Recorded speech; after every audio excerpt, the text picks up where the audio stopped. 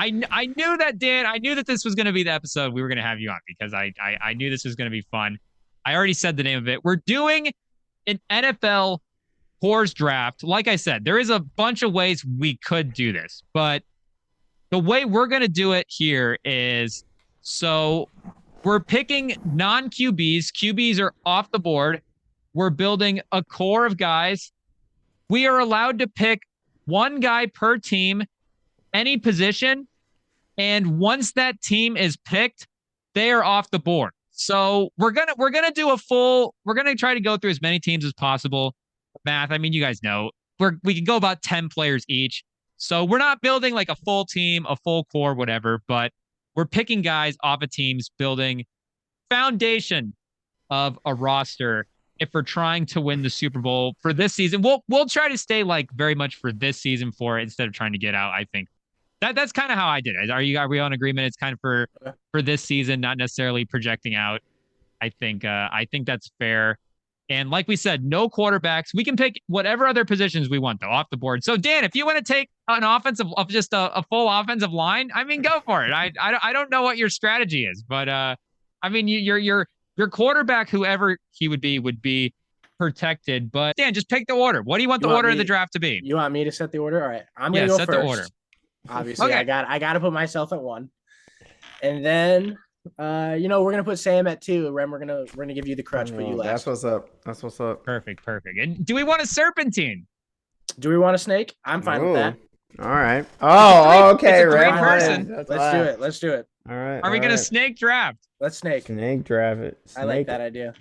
Okay, so the order has been set. I think the rules are clear. So any position, one player per team is allowed.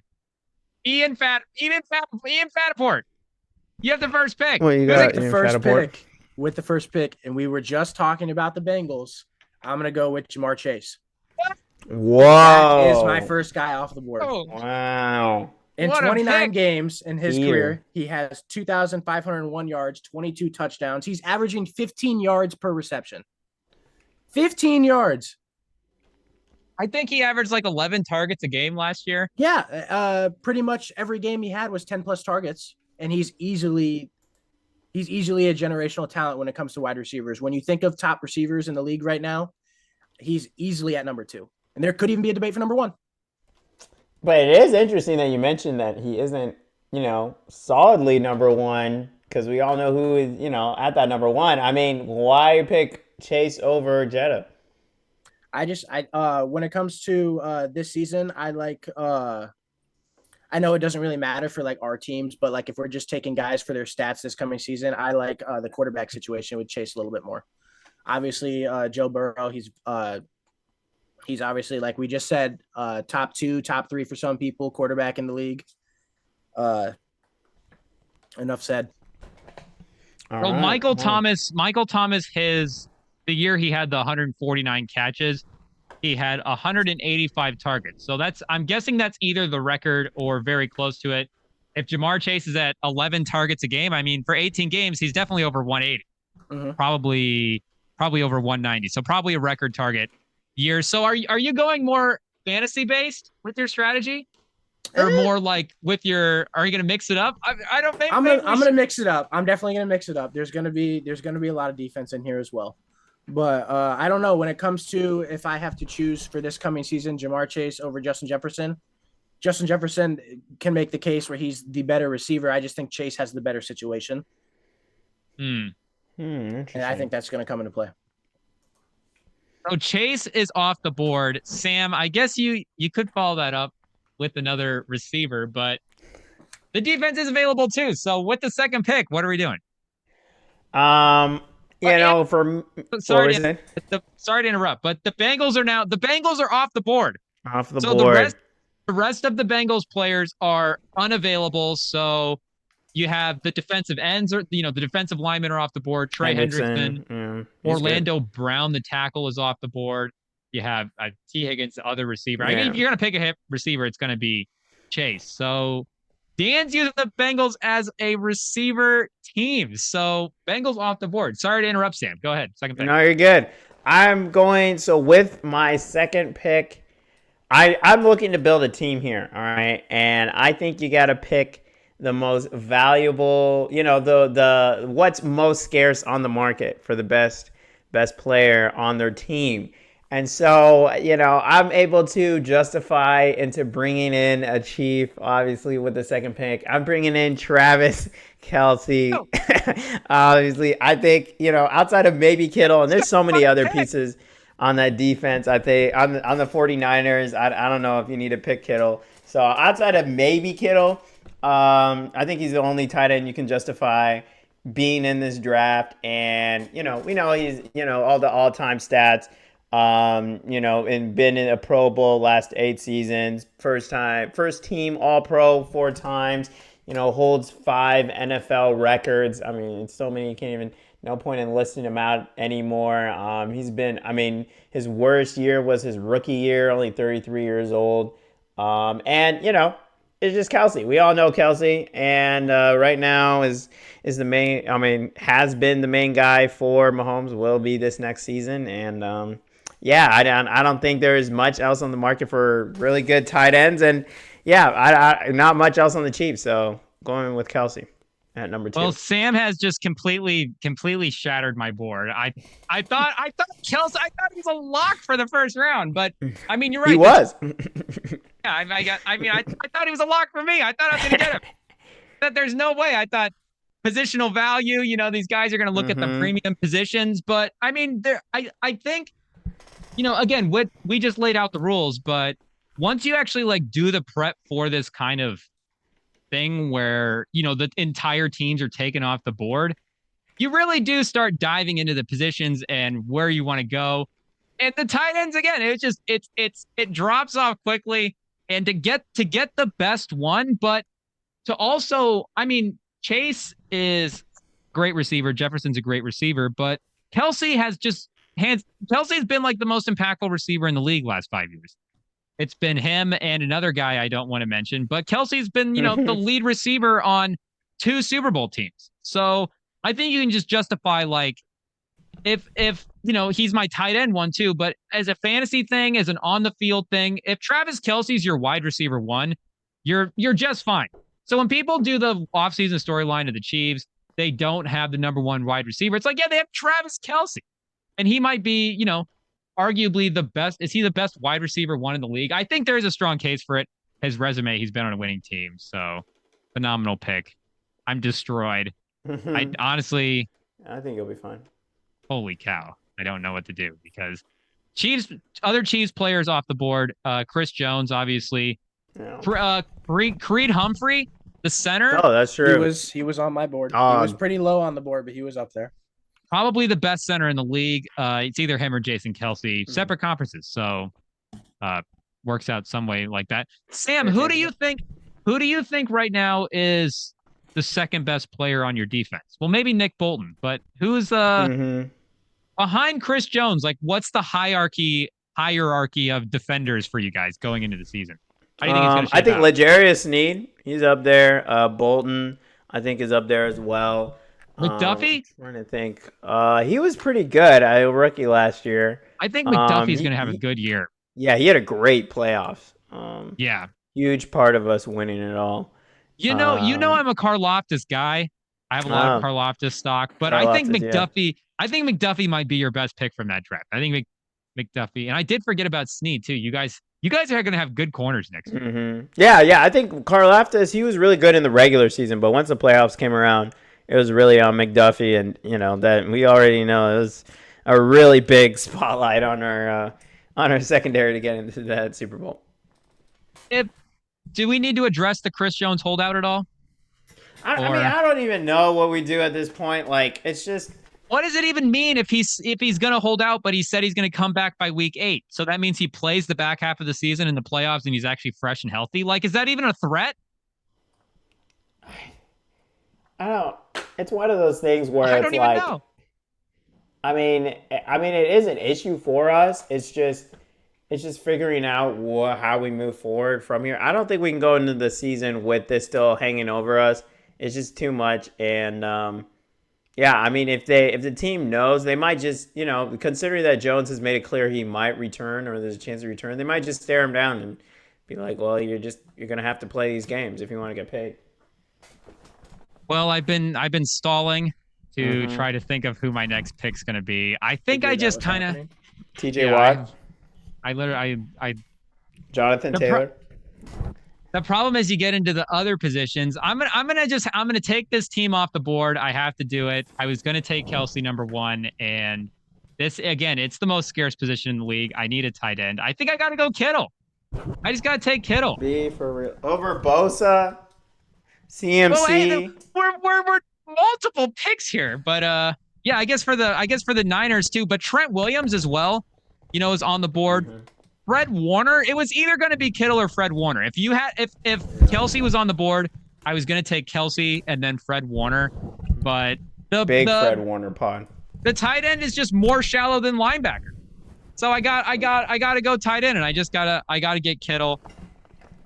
And now I don't know how the rest of my draft is gonna look. That really throws me off. That really shakes me. But I think like I was saying, I was gonna take Fred Warner, so I don't know how closely to my board I want to stick here. Do I go with the position or do I go with the player? I think it's always I probably should have gone with the player with my first pick, but I didn't. I went with the position. But I think I'm gonna go with the player. I'm going to go with the player. I'm going to get a premium position. And I think if I need a cornerback to lock down somebody for one possession for a game for a season, this is this is the guy I believe in the most. I'm taking Sauce. Give me Sauce with my second pick. I feel like now this is a three-man draft. Unfortunately, the corner position I don't think is very deep on this board, but it is 3 or 4 deep. So I think everybody's gonna, if we're not to spoil everybody's board, but everybody could end up with a solid corner. But I like Sauce to me is just the best one. So I want the guy that I'm gonna be the most confident in on a position that I think is a little bit shallow. So I'm taking Sauce. That takes Quinnen Williams off the board, Garrett Wilson, Breece Hall, the New York Jets, the Niners are off the board. So I guess we're snake drafting. Sam, it's back to you. Yeah, I don't know what we're doing. I'm in the second round and I get a chance to pick Justin Jefferson. I mean, I understand, he'll Sam get. Gillen an offense. I'm not gonna lie. He might be pushed. He might have a couple. It might be worse than last year, but there's a chance it could be even better. And he is someone who literally broke into the league on a gritty and hasn't looked back since. And I've loved watching him play, and not the strongest secondaries up there in the NFC East or NFC North. So I think he'll be fine in the divisional games, get his yardage there. And it's Justin Jefferson. I think fantasy wise, real life wise, and all other wise, I think it's disrespectful he's this low. Is he? Well, I mean, he's what? He's top 5 player, and we just call him a top 5 player in the NFL. I think it's fine. Second receiver off the board. Dan, I actually think that Jefferson. What do you think of his season last year? Because he had, like the numbers say, he had an historic season. He had 1,800 yards. He was, by far the best receiver in fantasy in the league, offensive player of the year. Did you feel like that was a peak season from him? Or did you just feel like that's kind of something that he's capable of? Like, did you see that and go that's the best version of Justin Jefferson? I don't think it's necessarily like peak, like we're going to see that and then we're going to see a drop off. I think that is something. This was his second year in the NFL last year or third with that type of season. I think it's something he's going to be able to do regularly and keep up, be that top 3 for sure every year for as long as we can go. I don't want to make a lot of comparisons, but somebody who was able to do that early and then kept it going was Randy Moss. Obviously, Randy Moss, he's more of a physical, get up high receiver. But I think Justin Jefferson is going to be able to keep that as like an average season, make that go farther in his career, and then eventually end up in the Hall of Fame from it.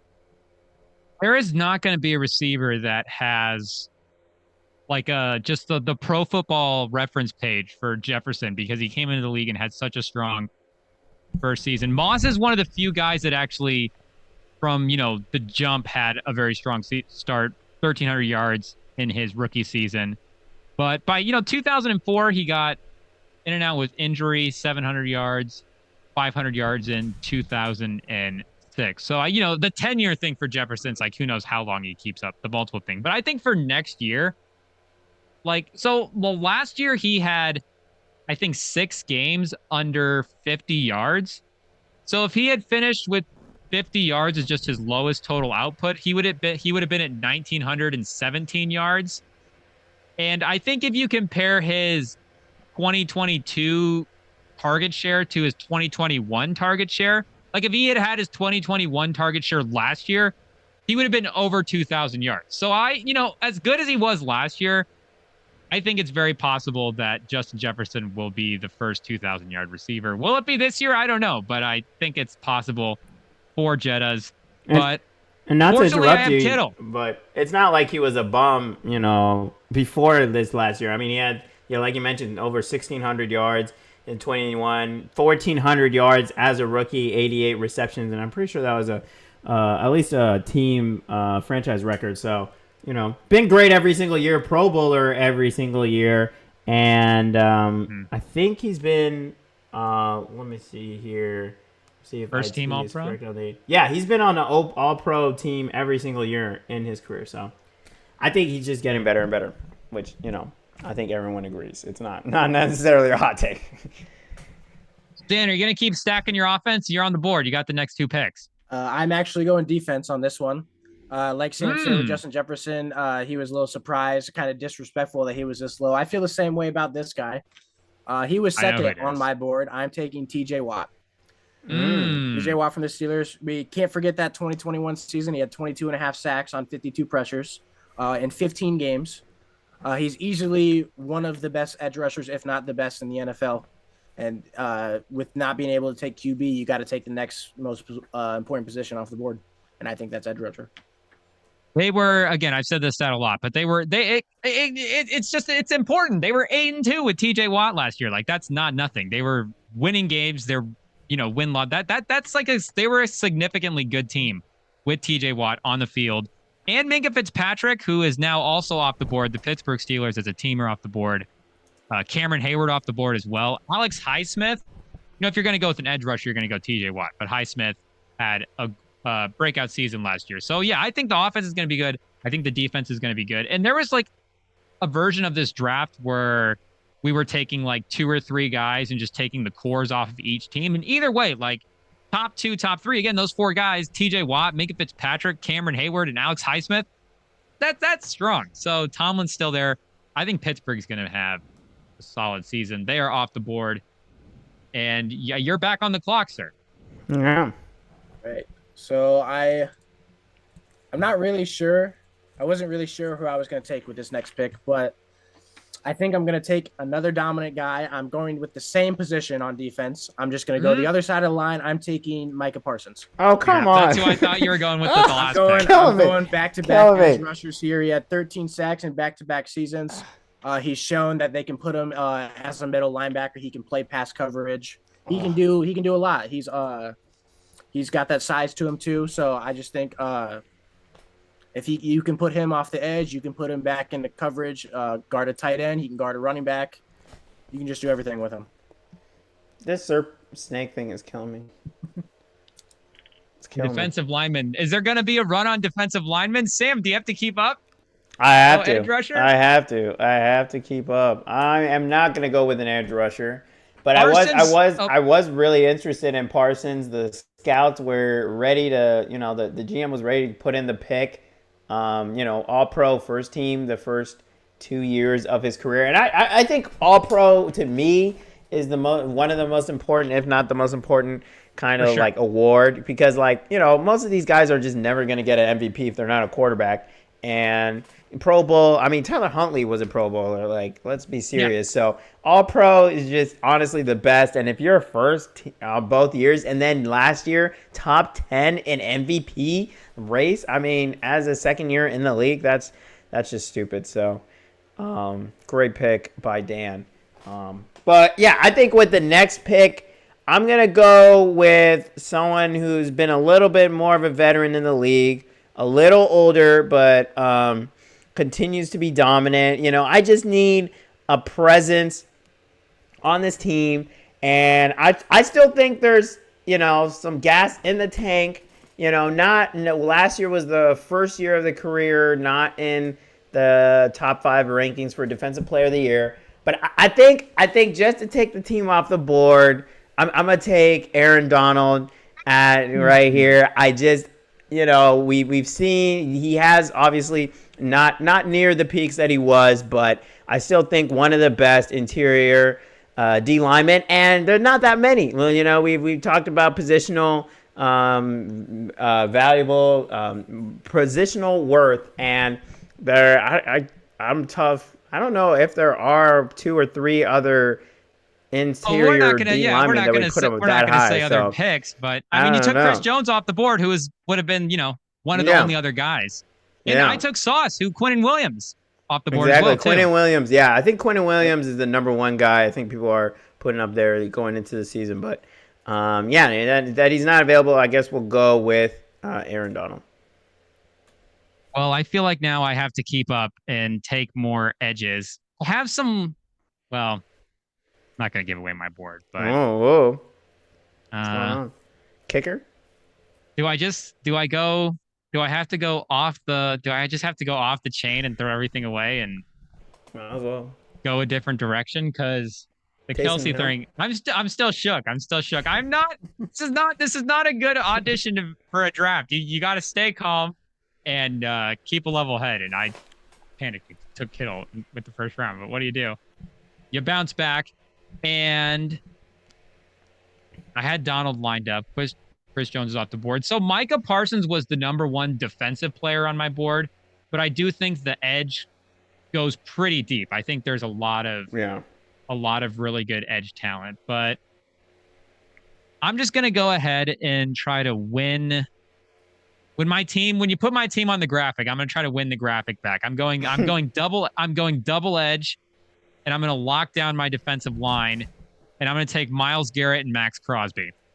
And I think I get the best. I think I get the best pass rushing defensive end in the league and the best run stopping defensive end in the league. And I think I'm set.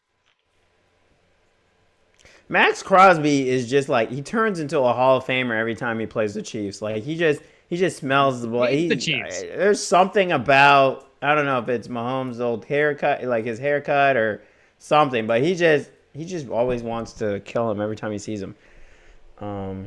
That's tough.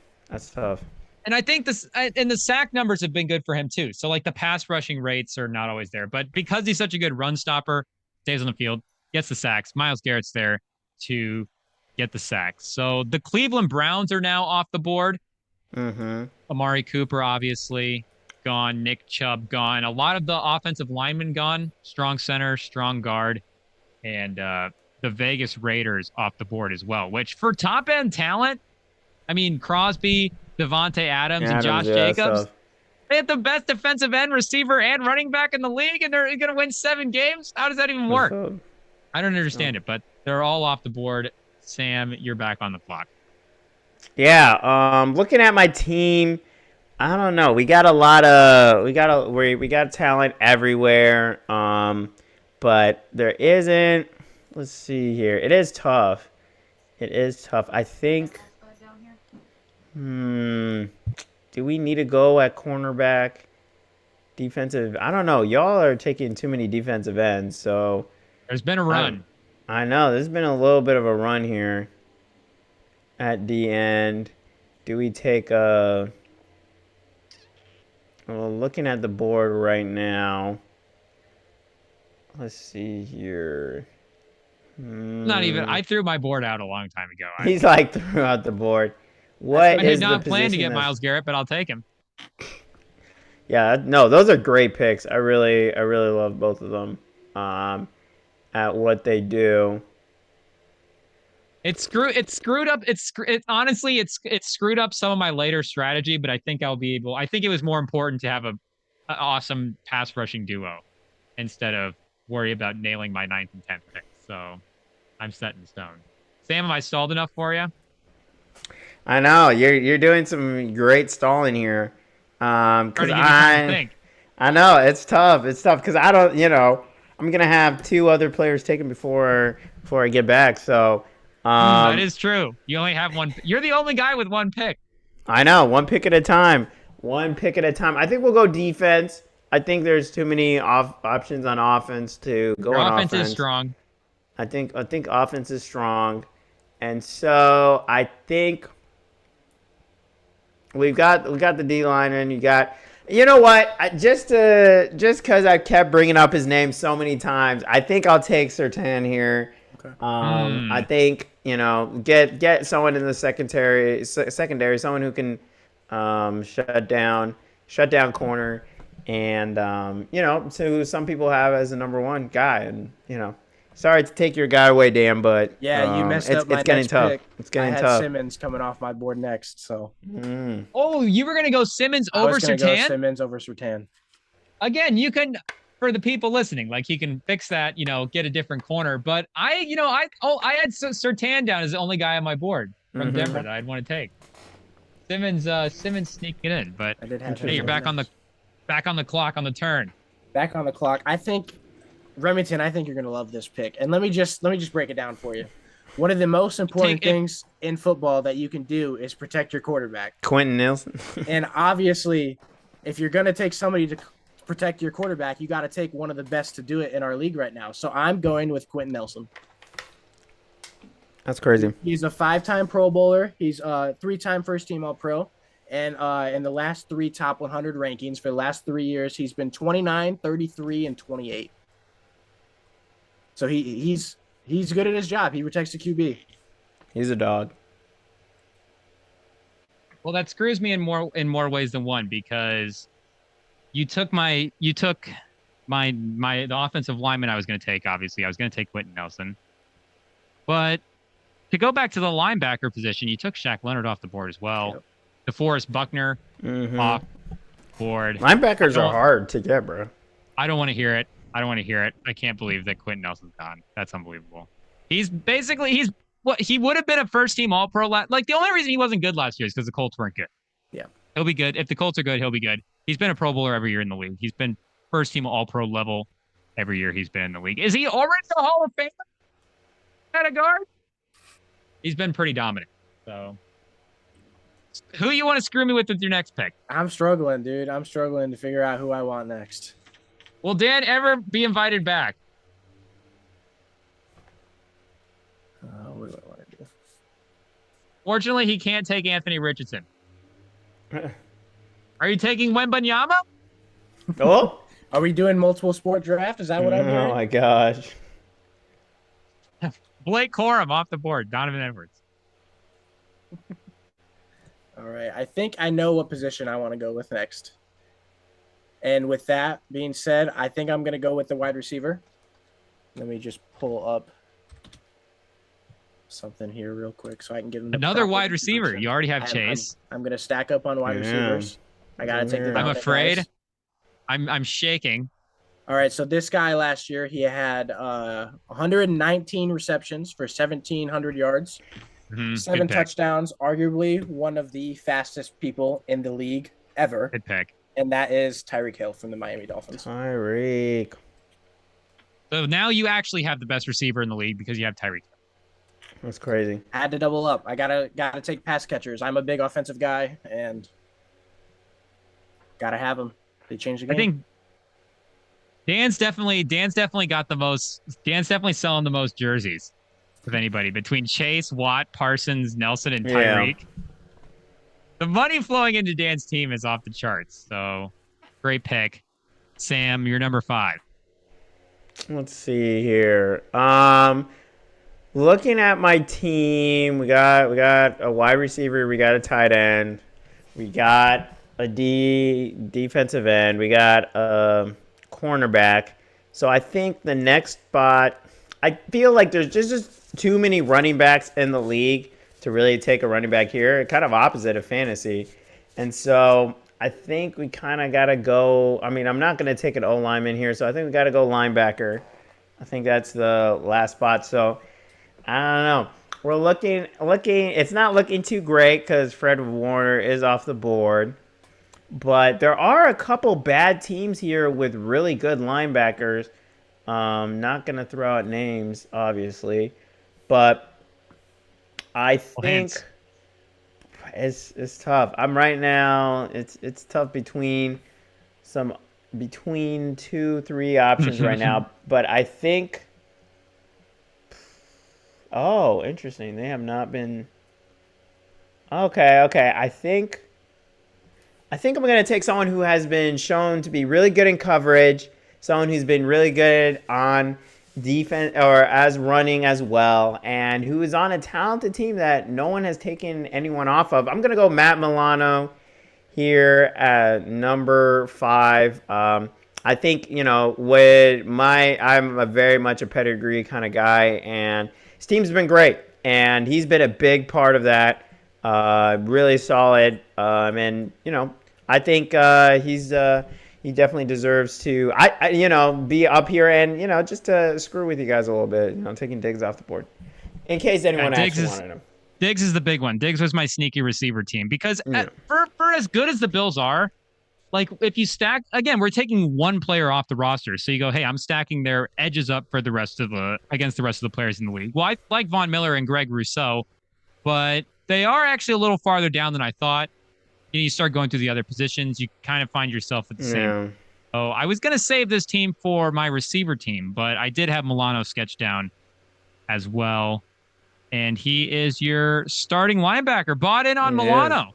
He is. And who was your number 5 pick, Dan?